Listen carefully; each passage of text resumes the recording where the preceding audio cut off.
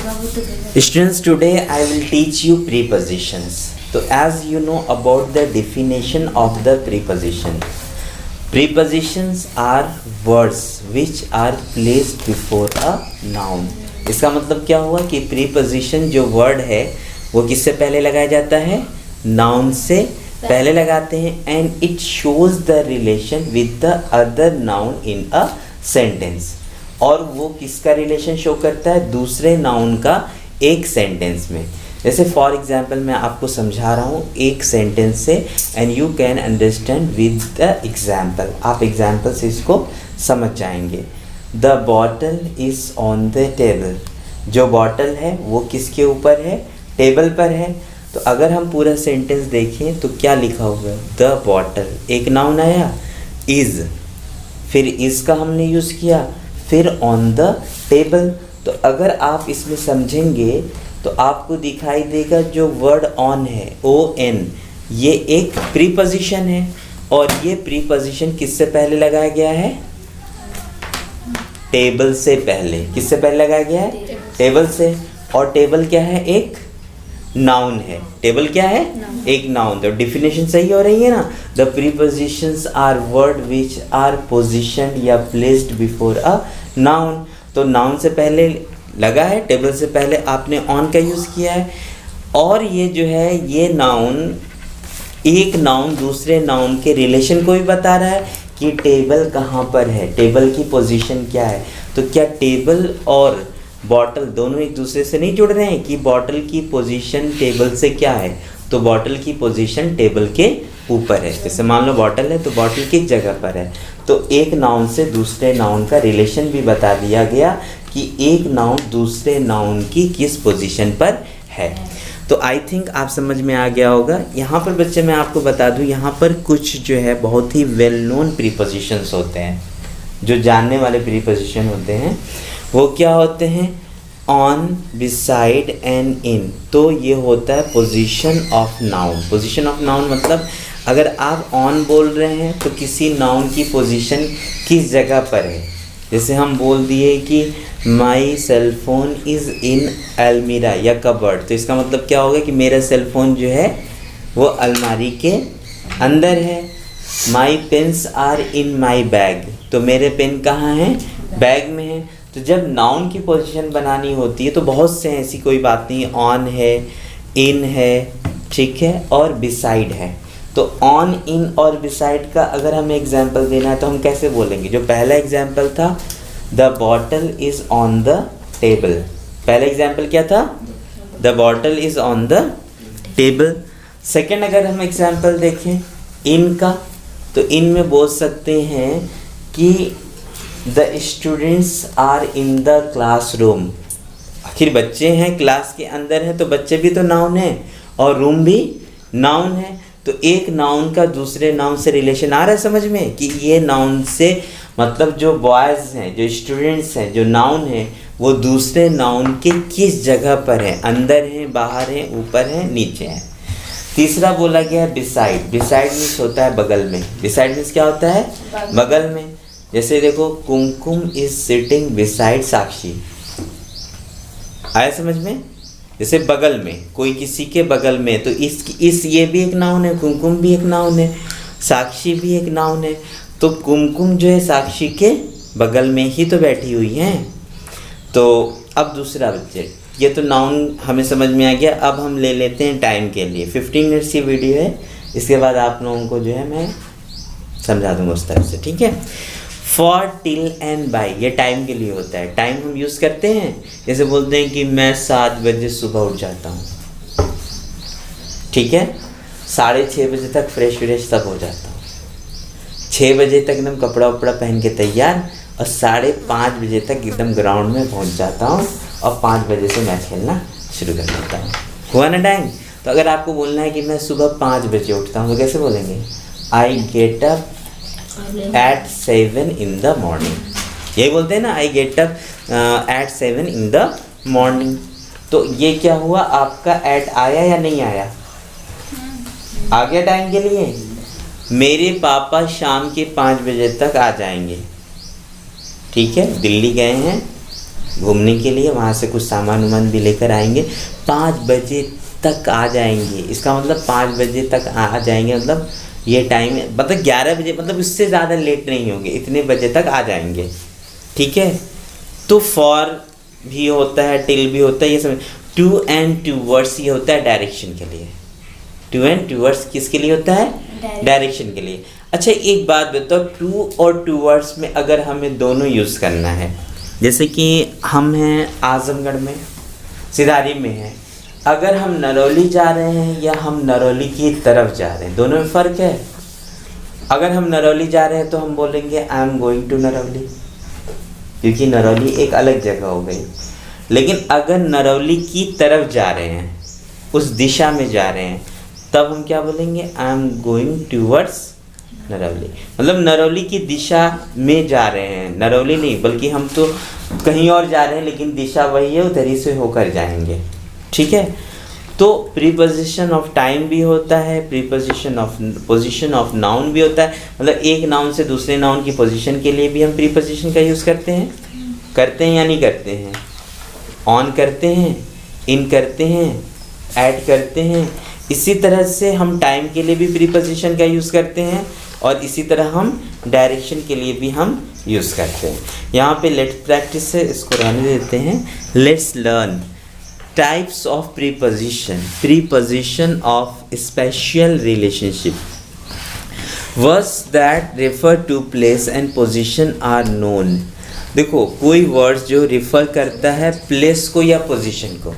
Place मतलब अंदर है, बाहर है, ऊपर है, नीचे है, साइड में है, बगल में है, पीछे है। ठीक है, तो ये क्या होगा? ये पोजीशन हो जाएगा।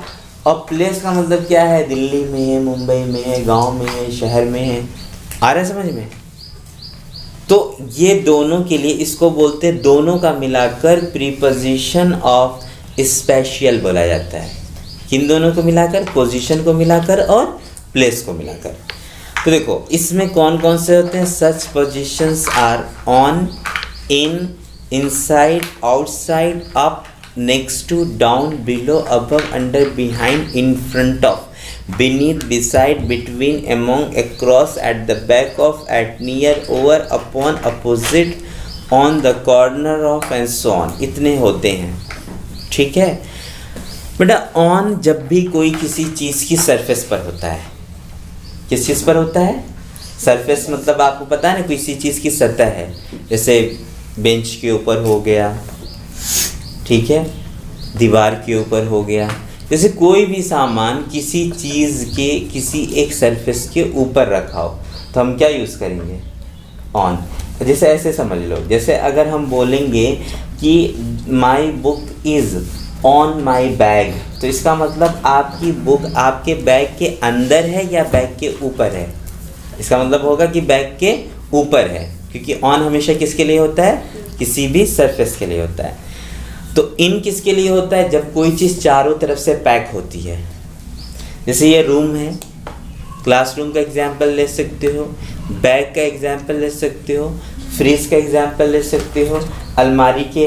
क्योंकि अगर आप कोई चीज़, if you are keeping eggs in your fridge, अगर फ्रिज के अंदर आप अंडा रख दिए, ऐसे रखना नहीं चाहिए, अगर रख दिए तो वो चारों तरफ से उसमें पैक है या नहीं है?